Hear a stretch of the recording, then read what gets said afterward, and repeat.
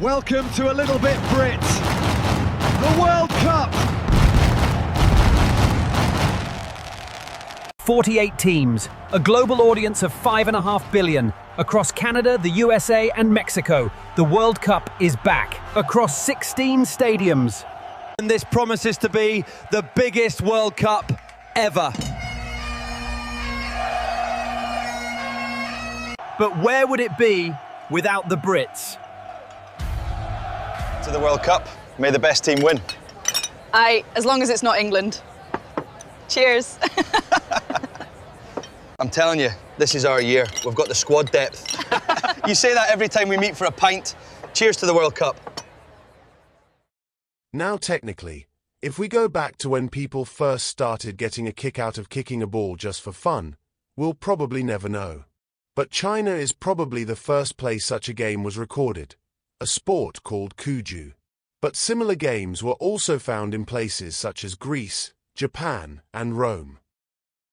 But it was in 1170, in medieval England, that we have the first written evidence of a football match, when William Fitzstephen, a cleric of Thomas Becket, the Lord Chancellor and Archbishop of Canterbury, returned from London and wrote, "After dinner all the youths of the city go out into the fields for the very popular game of ball." King Edward II, however, was not a fan. He complained of certain tumults arising from great footballs in the fields of the public, from which many evils may arise. Yet the game continued to grow in popularity, especially in England's public schools. The Gymnastic Society of London is regarded as the world's first football club. These schools began forming their own rules for this kicking game. Rugby School published its rules in 1845, followed soon after by Eton College in 1847. And this is where football truly begins to take shape. Each school had its own version of the game. Some allowed handling, some didn't, some allowed hacking, kicking the shins, whereas some banned it. Football wasn't one sport yet. It was dozens of local variations. What Britain needed was one rule book. Deciding to take action, in 1863, Ebenezer Cobb Morley, a solicitor from Hull, wrote to a newspaper suggesting that football needed a governing body. That same year he became the first secretary of the Football Association, the FA. Today he is considered the father of the FA, and in effect, the father of modern football. So it was in Covent Garden, at the Freemasons' Arms, on the 26th of October 1863, that the first meeting of the Football Association was held. And the FA's early rulebook didn't just organize football in England, it became the blueprint for the world.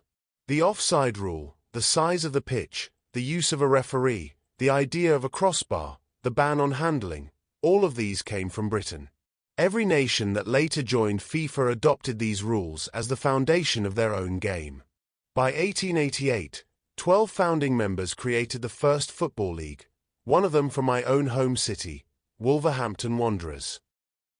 But it was during these years that British workers began to spread the game around the world. British sailors in foreign ports would play matches in their downtime, and British teachers in overseas schools taught the game to their students. British clubs also toured the world, playing exhibition matches from Buenos Aires to Budapest. The first of these touring sides was Corinthian FC, an amateur team of England's best players. In the 1890s they travelled across Europe, inspiring crowds and influencing clubs everywhere they went. They became the model for sportsmanship, style, and the global spread of the game. These tours were often the first time local fans had ever seen organized football played at a high level, and they inspired entire generations of players and clubs. In 1860, the first football club in continental Europe was formed, the Lausanne Football and Cricket Club, created by British residents and local students. It played a key role in establishing the Swiss Football Association. The same pattern repeated across Europe. Genoa FC in 1893, founded by British expatriates. AC Milan in 1899, founded by Herbert Kilpin from Nottingham, and even today they still wear the red and black colours he chose, and their badge still carries the English flag. Spain's oldest club, Recreativo de Huelva, was founded in 1889 by British miners and railway workers. France's oldest club, Le Havre, began as Le Havre Athletique, created by British residents, though at that time the game they played was still a mix of football and rugby. Now began the spread of football into Latin America, primarily via British railway workers.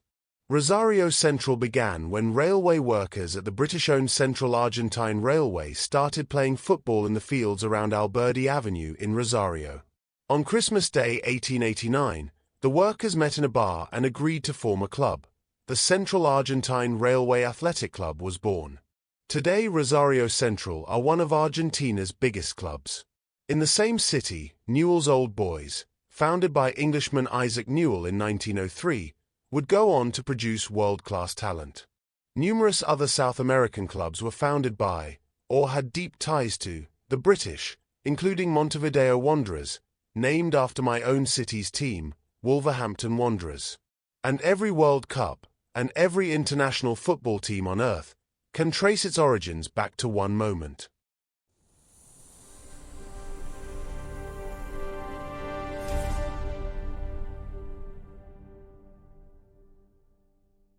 On the 30th of November, 1872, St. Andrew's Day, the first ever international football match was played between Scotland and England at Hamilton Crescent, a cricket ground in Partick, Glasgow.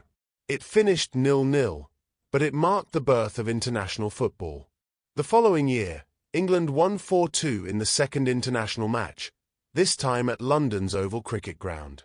This helped lead to the creation of the world's second football association, the Scottish FA. In 1883–84, the Home Nations Championship began, the world's first international football tournament. England, Scotland, Wales, and Ireland faced each other every year, long before the World Cup existed. As international matches spread, it became clear that a global governing body was needed. Initially, it was intended that the home nations would lead it, but all four British associations refused. And here's the twist. The British believed they were the natural guardians of the game. They had written the rules, created the first internationals, and organized the first league. To them, FIFA was an unnecessary foreign body, and they saw no reason to answer to anyone outside Britain. So the other European nations went ahead without them, forming FIFA in Paris in 1904. But without British involvement, early attempts to organize a world tournament failed. England eventually joined FIFA the following year, in April 1905. By 1909, the first non-European member joined, South Africa, followed by Argentina and Chile in 1912, and the United States and Canada in 1913. Football was now truly global. The World Cup itself may only have begun in 1930, but today it remains the most-watched sporting event on the planet. With a global audience of over 5 billion people, nothing else comes close. But without the United Kingdom, it might never have existed at all. And now for the ironic twist. The country that invented football, wrote the rules, created the first clubs, founded the first internationals, the country whose people picked up that leather bag of wind and kicked it to every corner of the planet. When the world gathered in 1930 for the very first World Cup, the tournament built on British foundations, Britain stayed at home. After leaving FIFA 2 years earlier in a dispute, the home nation still believed the British Championship was the only international competition that mattered. Meanwhile, Uruguay, Olympic champions, built the Estadio Centenario in just 9 months, a monument to football's new global identity. And while Uruguay lifted the first World Cup trophy, the inventors of the game were back home, carrying on as if nothing had changed. Football was no longer just Britain's baby. It's grown up and spread its wings ever further, and football has now become the world sport. And in all the years since, well, we Brits haven't exactly dominated. England having just one World Cup win in 1966, and even that was debated for many years, and by some still is.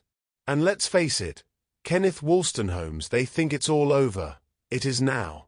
Will probably still be being quoted in another 100 years. And World Cup Willie, the mascot of the games, will always be part of England's 1966 legacy. On top of that win, England have reached 3 semi-finals and 9 quarter-finals. Scotland have reached the World Cup finals on 8 occasions, including 5 back-to-back appearances between 1974 and 1990. Wales have appeared at the World Cup twice, in 1958 and 2022. And Northern Ireland have appeared 3 times. So let's hope World Cup 2026 will be the big one. Good luck, Scotland and England. The whole country is behind you. And always remember, if it wasn't for the Brits, it might never have existed at all.